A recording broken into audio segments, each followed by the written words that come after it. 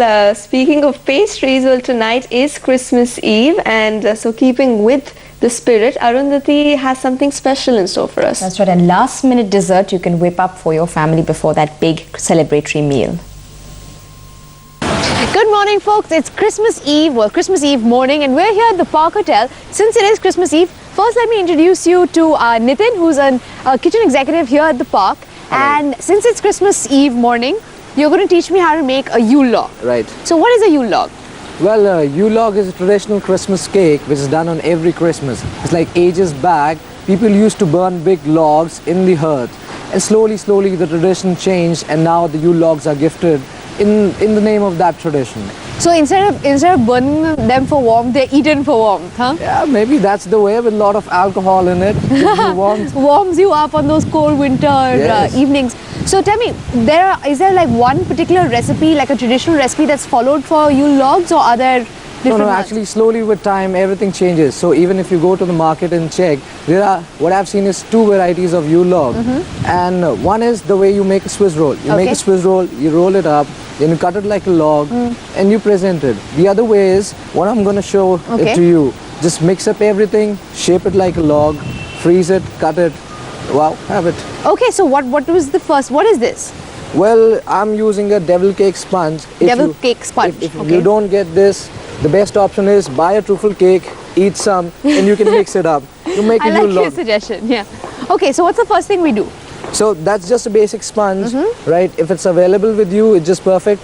Or you can go to a bakery, buy this stuff. So either you can make it from scratch, you can make a sponge cake, for instance, any kind of like a chocolate flavored sponge, and then begin, right? Then begin with it.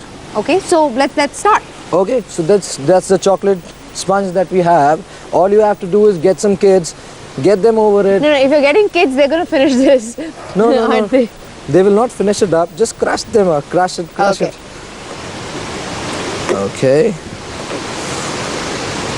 And it's almost like the dough that we're making with pre-made cake instead, right? Right, you can say like that. You just have to mix everything up and it's ready. Okay, so first step seems fairly simple. Does one leave it slightly lumpy or completely crush it? No, just try to crush it completely so that there is an even texture altogether. Okay. And how much approximately? No, you have to just see that this is like a powder. Okay. No, but in terms of how much quantity of a cake, was that a full cake or like a 1 kg cake, or how much did we just crush? This will be like a 400 grams one. Okay. Okay. I'm actually gonna grab one of these gloves and help you crush it. I think I'm done. You're pretty late. I'm late? No. Yeah. You can help me do the other things. Okay. These are the nuts. What I've done is I've soaked them overnight. Okay. Right. So I'm going to put this into it as per your taste. Now, what all is that, and what's it been soaked with? There are cashews. There are glazed cherries. Okay. There are almonds. What is this? These are figs, dried figs. Oh, nice. So and they've been soaked in? They've been soaked in rum, whiskey, brandy, wine, whatever you get. Come on, just put everything. Okay. And how much? Like and this is just overnight, right? Like I know for like those traditional Christmas cakes, you're generally supposed to I'm soak it for like a month or whatever, right? It's best that you soak it for a month or more than that. Yeah. But if you're doing it at home, I don't think so. It's not something that you're going to So soak it for overnight. And if you're not soaked it's just perfect. Just get a bottle of brandy and let it pour. Let it pour.